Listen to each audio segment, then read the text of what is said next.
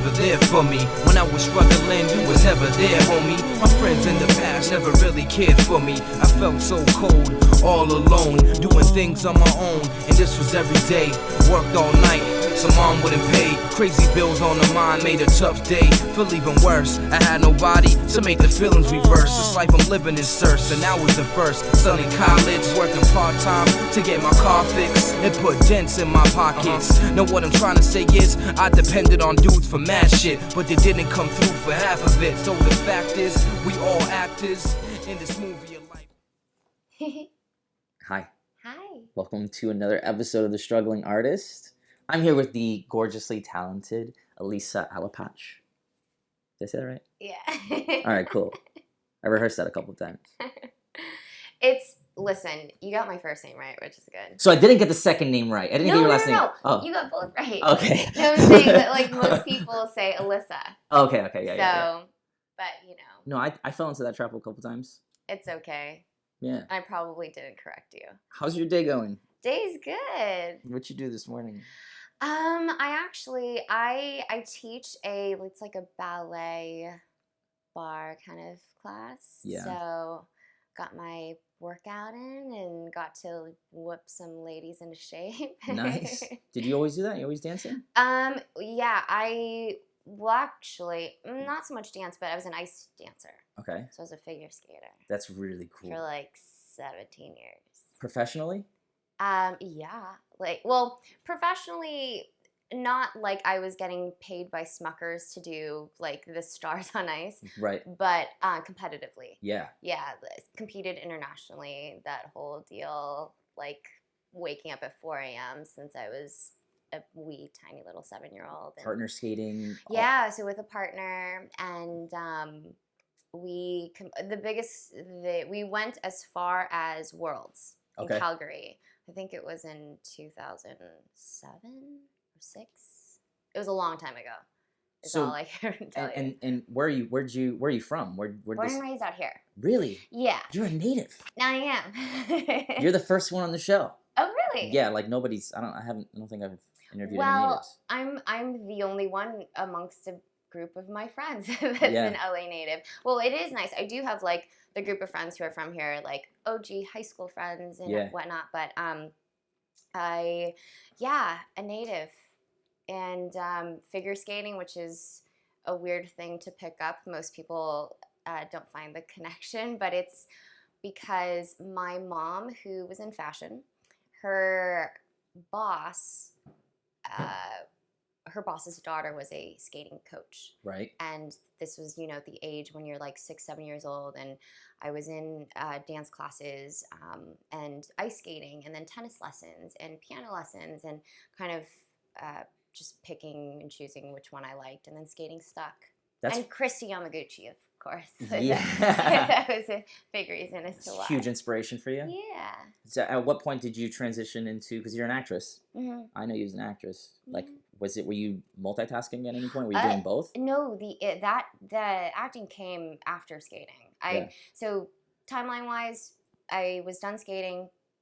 My partner had quit, and I was burnt out. Yeah. I mean, 17 years is a long time. Yeah.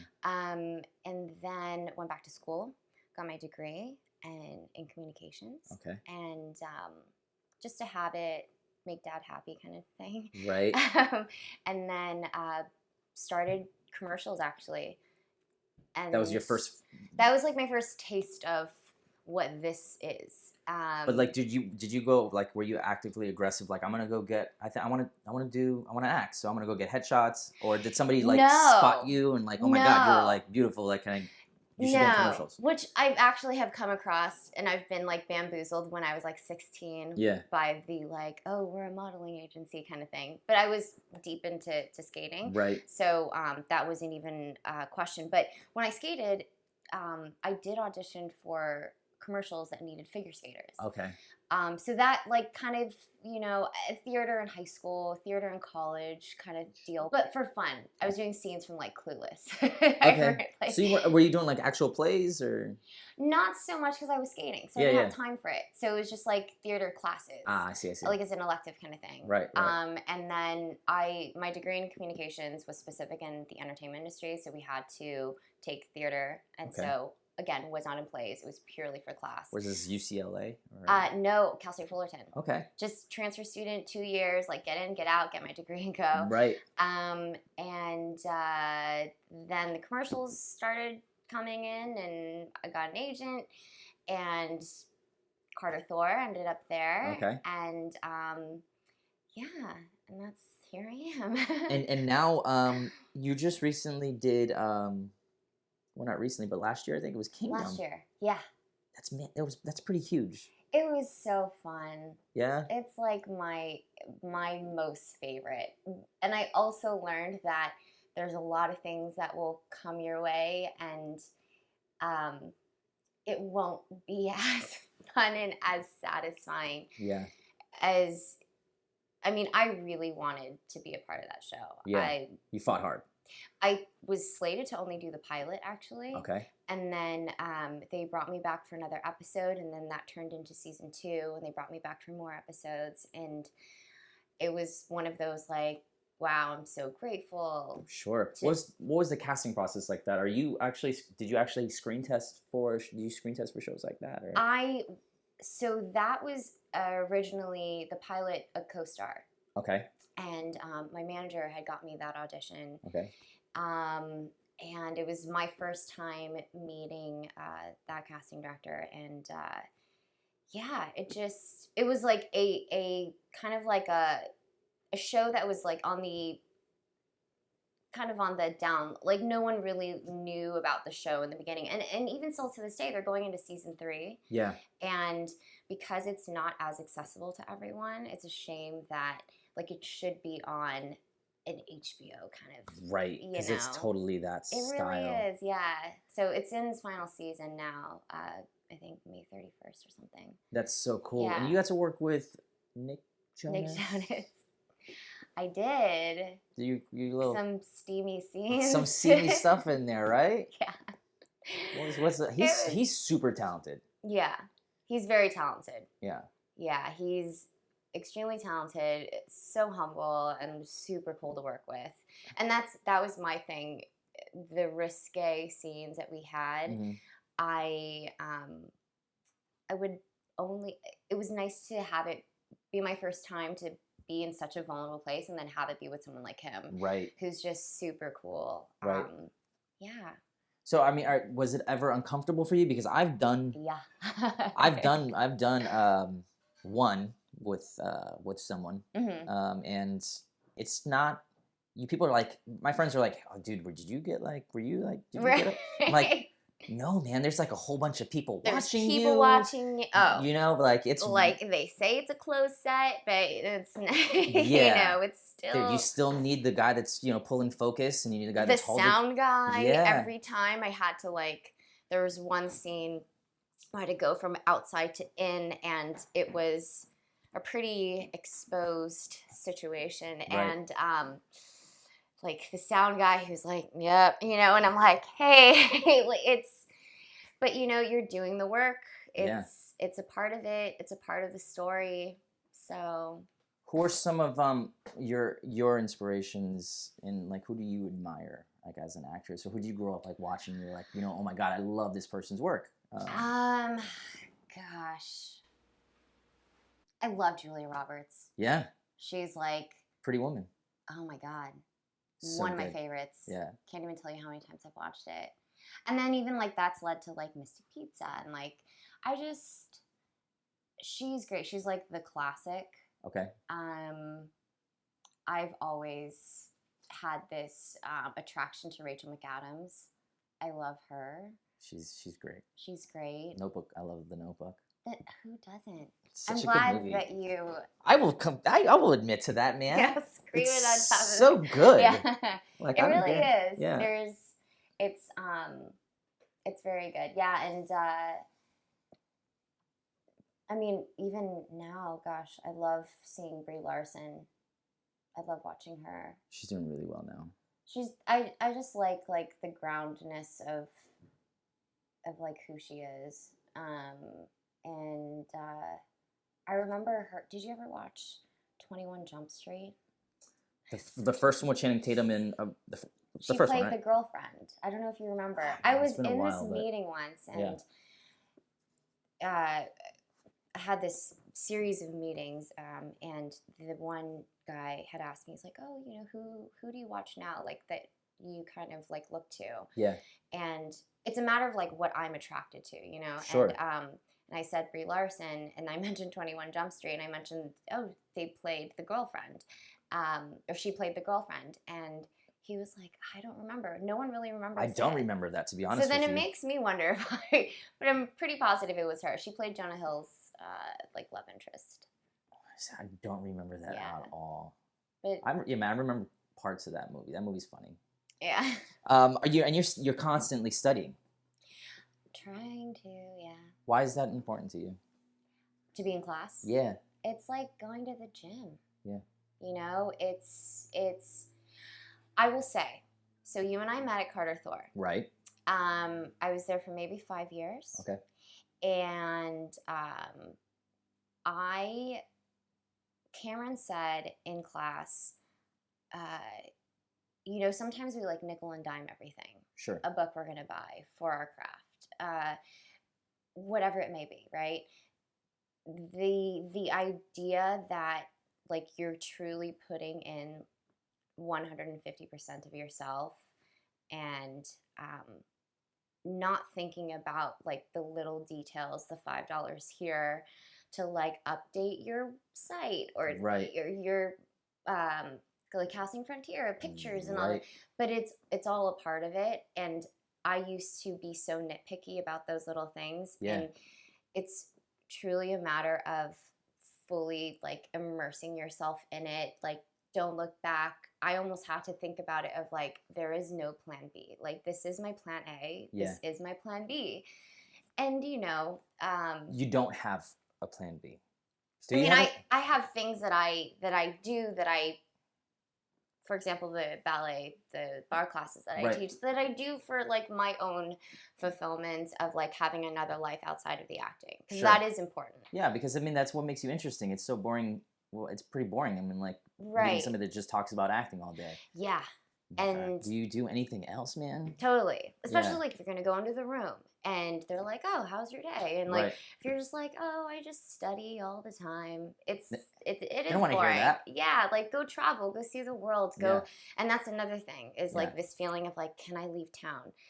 Because, oh gosh, what if an audition, but it's pilot season, you know? And it's just like, book it and hopefully it works out that you go. Yeah. Most of the times it doesn't and you have to change your flight, but like, you know, like you have to. And I've been stuck in the grind of feeling like I need to stay.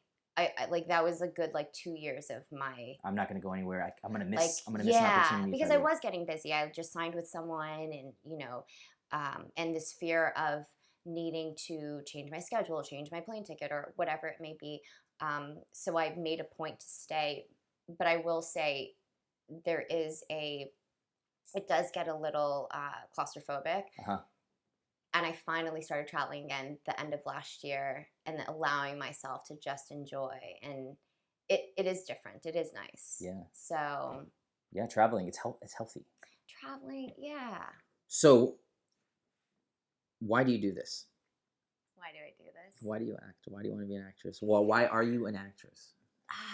You know, it's so funny. I've been asked this question. Sure. And it's something that I almost feel like I can't put words to. Mm-hmm. And then I'll walk away. I'll drive home after this, and I'm like, you know, you come up with but it's storytelling. Yeah. It purely is that, like, it's. You like to tell stories. Yeah. Do you think as a dancer or as a figure skater and dancer, it has a huge influence on the physicality of the characters that you create? Physicality is so important. It's I think it does have a lot to do with it. Yeah, because it's such a graceful sport. Yeah. Like, I mean, you're graceful, and like when you need to be seductive, you can move a little bit smoother because of that. And like yeah, those things. It's I took this this class. It was an animal workshop. Okay. That sounds really weird, but. And it's based on the Alexander technique. It's like a part of the Alexander technique. And Christophe and Jean-Luc, I believe, were the teachers' names. This was just maybe a year and a half ago. And you pick a scene, and then you pick your animal that goes with the scene. Okay. And my animal that I chose was a shark. But it's really interesting how you can take an animal and apply it to your character. Like, it might not be something that you would use always. Yeah. But to kind of, like we talk about ourselves and we're like, what's your spirit animal? Sure. I think it kind of is parallel to that. It's an interesting choice, a shark, because a shark like circles. Swims. Imagine me trying to be a shark on like, we're in a black box theater. Right. In the middle, on stage, trying to act like a shark with like my fin and everything. Yeah. And that's how they teach. He's like, okay, now you're 100% shark. And then now go in the scene, and now you're 80% shark and you're 20% character. Okay, now you're 20% character and you're 80% shark. So then you become like more of the human form of it, but you're still keeping that same like breath maybe of the shark, like of how just like their expansive character, like just how majestic they are. Yeah, and powerful. Powerful, yeah, and it just makes you kind of feel differently. And I think to me, that's what connected. As opposed if I chose like a cat, like it would just be a little bit different in the way that I stand or sit or walk. Right. Rather than the way I take command of the room if I were a shark. Is that weird? No, that makes a lot of sense, actually. Yeah. I mean, especially if you have trouble, with that, like then you're like, pick an animal that does that. It's just like another ingredient to add. Listen, like I've been doing this my whole life. Yeah. So I more so like have that toolbox, and I'm like just trying to see what works. Oh, that doesn't work. This works. That doesn't work. Right. And sometimes the animal thing works for me. But the physicality, like you said, yeah, I'll like take boxing classes just to feel more powerful, but like it's a matter of is it sorry. No, it's no, is it you keep on saying powerful, is it you're doing these things to be powerful? Is it because do you view yourself sometimes as weak? I think that's sometimes. Is that too personal to ask? Go ahead. It's totally fine. Like, is it? But I'm asking. Like, so is it? Yeah. Do you think you're looking at these powerful? You mentioned powerful a couple times. So it's like you're looking at these things. Are you looking at these things because it's like? Is it because of that? Like, I mean, look, I'm one of the most insecure human beings. I'm gladly admit it. Like, this right here is a whole new world for me. Interviewing people is a skill. I respect it. I appreciate it. But. And that's the reason why I'm doing it. Why not do the shit that scares Embrace you, right? it, yeah. Yeah, like embrace the struggle. Thank you. Embrace the struggle. You're welcome. But like that's.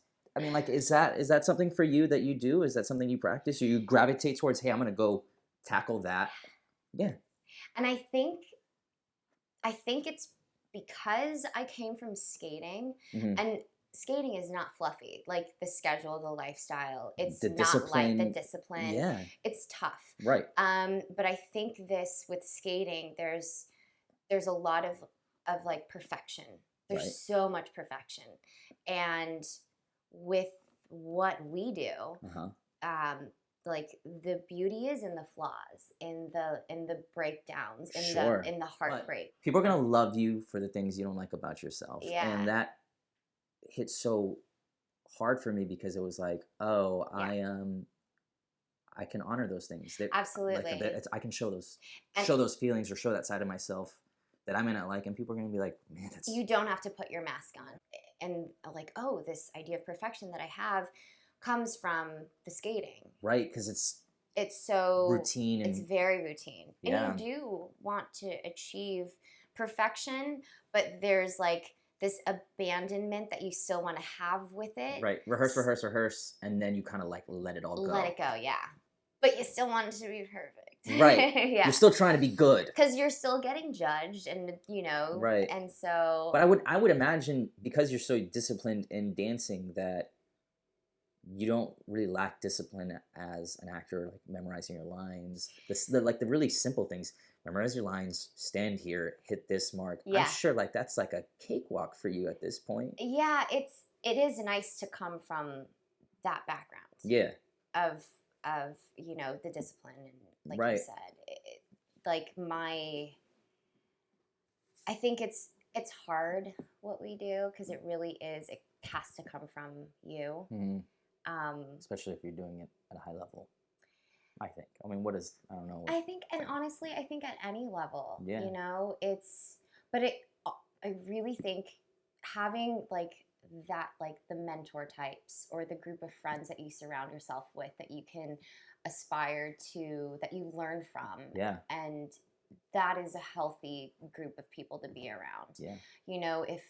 If you're with a group of people who, I don't know, like, are not doing shit, then you're probably not going to be doing like, I'm going to be an actor. And one of my favorite entrepreneurs I follow is Gary Vee, and he's always talking about, you're as good as the 5 people you surround yourself with. Yeah. And I've always, like, I had an uncle tell me that too. It's like, he told me, if you hang out with people that are broke, you're going to be broke. Yeah. But yeah, if you hang out with people that are making moves and doing things, and they're on their shit, and then you're probably gonna be like, what am I doing? Yeah, absolutely. Going along with that, what is one thing you have to do every day to feed your artist? It's a combination of things. Okay, that's fine. It's like your routine, right? I mean, like, it's something that you do to kind of keep you creative. Yeah, I will say every day is different. Okay. Like, every day there's something different that I feel like I need. Like, there will be days where I am feeling when I say write, it's writing, whether it be personal, right, or writing, because the work that we do and our own life work, it's so parallel, right? Right, yeah. So the writing that I do is personal, but then sometimes that feeds into like an idea I have, and then it feeds into a scene, and then feeds into like visually what I see, and then it ends up being like, dialogue for a scene. Like, it can go either way. Maybe it doesn't even go into like the acting or whatever. It's just my own like personal, I work very visually. Exploration. Yeah. But you're saying you work visually. Yes, I work visually. So for example, I'll have days where I need to just like listen to like depressing music, and I'll shut down the lights and light up some candles, and then just like listen to Pandora and just like listen to depressing music, and like you're look like up honoring the lyrics. That feeling, like it's like today I'm sad, so I'm just gonna embrace the go fact. with it. Yeah, and like a glass of wine, and then if like a song, recently my most recent obsession is this artist named Keaton Hansen. Okay. And I bought his vinyl because it's so beautiful, and he just writes the most beautiful, but it's like really sad. It's pretty depressing, you know? Yeah. Maybe I won't go as far as depressing. It's just sad. It's so moody. And then I started looking up his videos, and just it's beautiful. It's dark and it's beautiful, and that's what I'm attracted to. And that is actually why I wanted, when I read Kingdom, I like wanted it so bad, because I had just done like a Nickelodeon show, and then I just did Mindy Project, and so I did this like fun comedy, and because pitch-wise I sit a little higher, so like comedy kind of comes a little bit more naturally. Okay. But sometimes inside I feel so like just sad and dark that like I need to feed that person in me. Right. So then roles like Kingdom came along, and you're like, oh my god, I'm like, I need this. Like it I get to so be dark satisfying. and get to do like gritty stuff. Yeah, like, that yeah. people are scared and terrified of. Yeah, That's like awesome. it. I don't like buttoned up. That's like a thing, and Yeah. I think it comes from maybe from the skating and like the idea of perfection. Yeah. And like I want to, like, I love it, and I am grateful for the years that I had that, and it did take me a while to embrace that. Sure. But so much of me wants to come away from it and just be so messy and be okay. Like, you know, which is hard. It is difficult because so we just hard. want to be good, man. I think we're all trying to just do good, be good, and do the right thing, and like it's the same thing. Which just comes from honesty. Yeah. It just comes from like how you honestly feel in the pit of your stomach. Yeah. The depth of your heart. Like if it's truthful, then it's beautiful. So. What advice would you give to someone starting out? As and it doesn't even have to be specific to just acting, but like, because I mean, we have directors, musicians, all kinds of people on the show, but like creatively, what advice would you give to somebody? I mean, man, I would, from personal experience, being around the right group of people. Like I will tell you, like when I stumbled upon Carter Thor, it was so great to be, because I had an acting class before that. Yeah, and it was not and healthy. It just wasn't, it wasn't what I thought it would be. Right. But I mean, we do have such a good group of people there. And so I'm still friends with many of them. And it's really who you surround yourself with. Like, I think that's so important.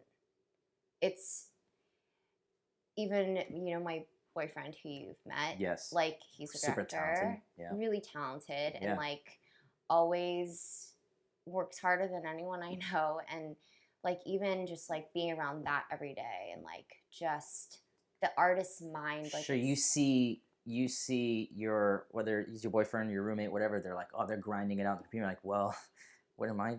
You know what? I'm gonna go. I've had those thoughts. Yeah. What am I doing right now? What am I doing with myself? Yeah. Right? Yeah. And it's like, it's frustrating because as the actor too, you know, you're waiting for work to kind of come to you. It's not like you can create your own audience. It's, I mean, I could go outside and do monologues on the corner of the street and like, people will watch, but like, most they're probably gonna think you're pretty nuts. But I mean, why not? Right, why not? But, you know, there are other ways to do it. Right, yeah. It's, even in the beginning, I say that, I mean, I really haven't, I'm still in the beginning. Well, you've been doing this for, you know, a couple of years. Like, how long have you been, I would say you've been acting? Let's see. Well, I got my SAG card in 2009. Nice. Yeah. Okay. So you say professionally for 8 years. Yeah. I mean, I think it's important for anybody that's watching that's young, that's like, they might look at you and stumble across you and like, oh my God, she's so awesome. And then like, oh, she puts it in perspective. She's been working at it for 8 years. Yeah. And I still feel like I'm so green and so new. Okay, so I really like to ask all of my guests this question. Mm-hmm. In 20 years, what would you like your body of work to say about you? I crave good work. Not everything is going to be this satisfying like the artist in me kind of work. Right. But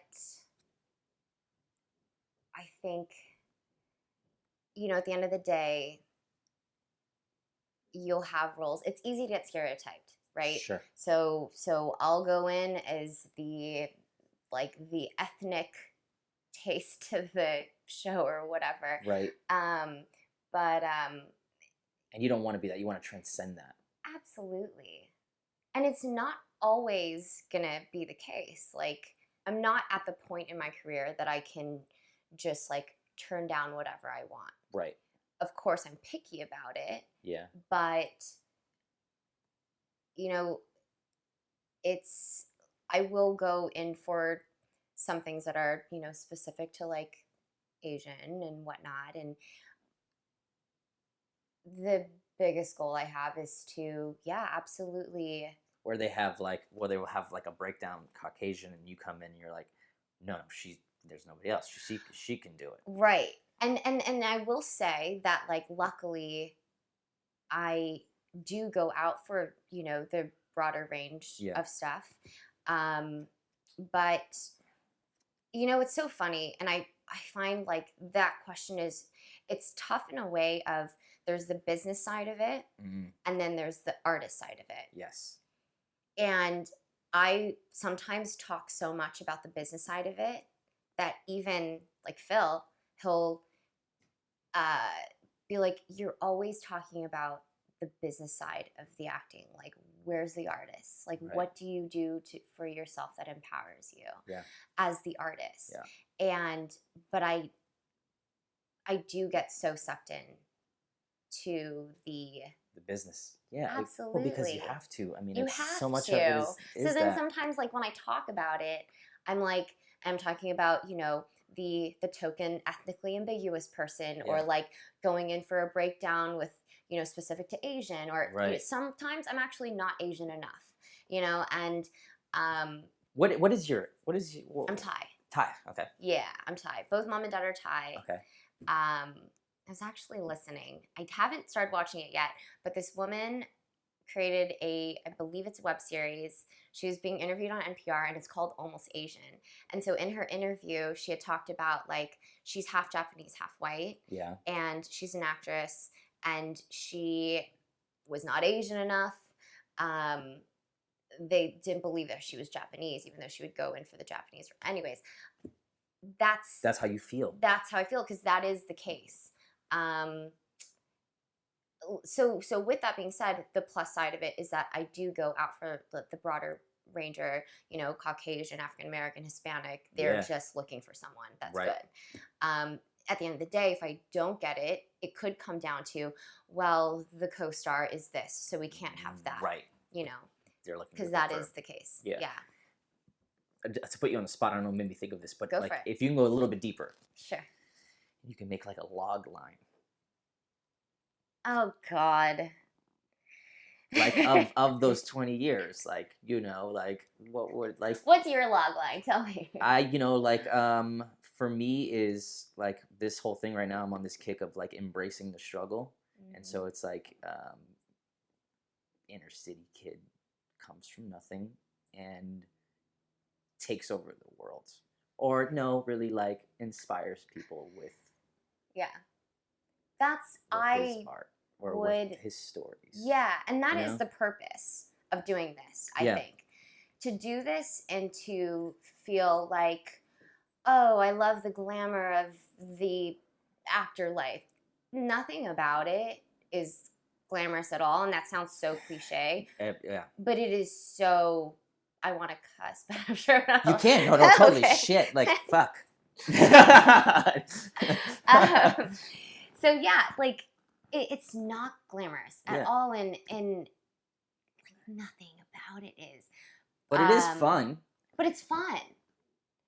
If it's because of the glamour of it all, or like what looks shiny on the outside, it's absolutely for the wrong reason. I mean, it's to do something where you feel like you're telling a story that inspires someone, or that like connects with someone. That's the deeper meaning of it all. Yeah. You know, to totally like reveal the layers of whatever it is that someone else can connect to and resonates with them. Do you ever consider quitting? Quitting this? Yes. No.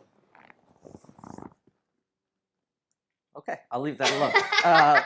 What has your time in the entertainment industry taught you? Quitting? I love it. That's exact. I mean, like that's pretty badass. And you're kind of putting like a question mark exclamation behind it, because that, I mean, like, what else can you say about quitting? What? Quitting is not an option. Yeah. No plan B. No plan B. This is my plan B. I like it. But see, I just, like, you gotta give it your all. You can't, like, I've met people in classes where, you know, they just moved out here. They acted in their small town, and they, like, I'm going to give it a couple years. Right. Not enough time. Yeah. Or even at our studio, I met some actors that, like, oh, I've been here for 2 or 3 years already, and, like, nothing's happening. Keep going. Right. My manager, like, love her to death, is on my speed dial. She's, like, my person who I go to, whether my deepest lows or highest highs, and she describes it as a hamster on a wheel. Yeah. You're doing what you're doing, you're going to class, you're sticking with it, going to auditions, you're prepping for auditions, you're coaching your auditions, just keep going, you know? Yeah. And it's this mentality of always looking forward. If I don't get something, sometimes I'll be upset about it, but it's quick enough to know that there's something else out there to move forward, you know. What has your time taught you so far? What has your time taught you in the industry? What has your time taught you in the entertainment industry so far? There's a lot of the business side of it, I'll say. Okay. Of, like, letting go. Okay. And this idea of that Bryan Cranston, you know, leaving it all in the room. Yeah. I'm sure you've seen that little... Sure, yeah. Just leaving it in the room. And as far as, like, the creative side of it, this letting go is something I'm working on myself. But luckily, like, the work that I do in class and whatnot, but that's for me. When I go and audition, just knowing that I'm going to work my hardest on this. When I go in, it really is this leaving it all just, like, behind you, moving forward. There's another audition to work on. Right. And if it's not another audition, it's a class, or it's the next potential project that, who knows if it ever gets made, but, like, it's something. Yeah.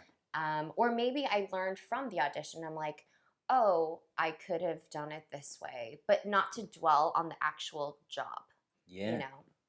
So I don't know if that answers your question It at does. all. It does. I mean, like, if it's taught you that, I mean, you've been doing it for, you know, a number of years, and letting it go is hard for a lot of people to do. It's hard for me. Yeah. You know, like, there's stuff that I'm like, man, I gotta let that go. But I, like, hold on to it and let it, like, just build inside of me. Does which it take kind over of your day?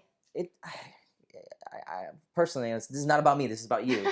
But, like, I think it adds to my intensity, my edge, which I like. Yeah. I think it feels good on me. I like it. If you feel uncomfortable or threatened by me or find me a little dangerous, I'm okay with that. I'm all right.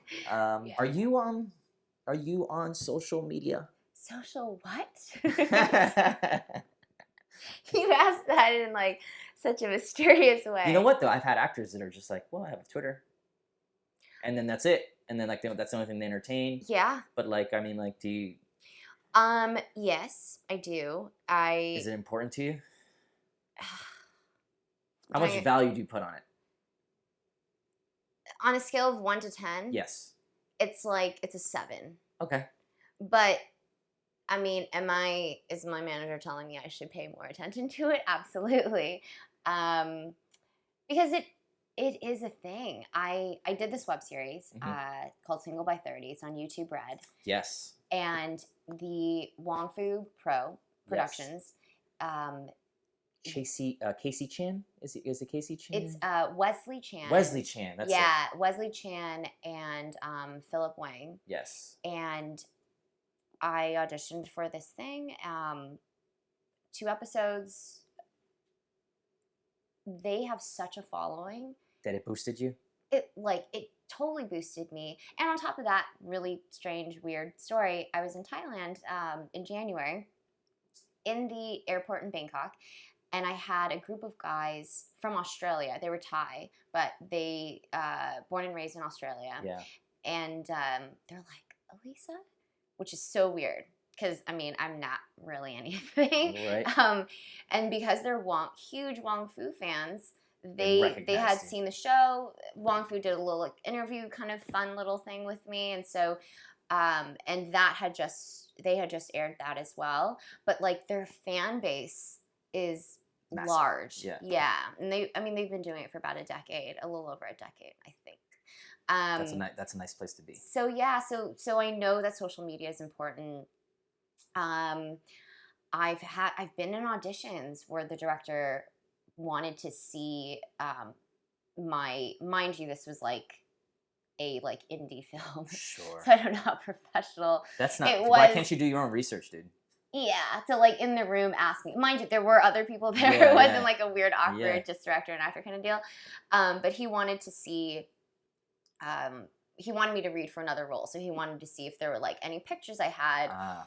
So, but my social media, and I'm talking Instagram specifically. I love Instagram. I love even being inspired by other people's photos. I love art and nature, and I do, like I said, I'm a visual person. Yeah. So I love, for me, I'm a look at the moon person. I'm oh, look at the moon.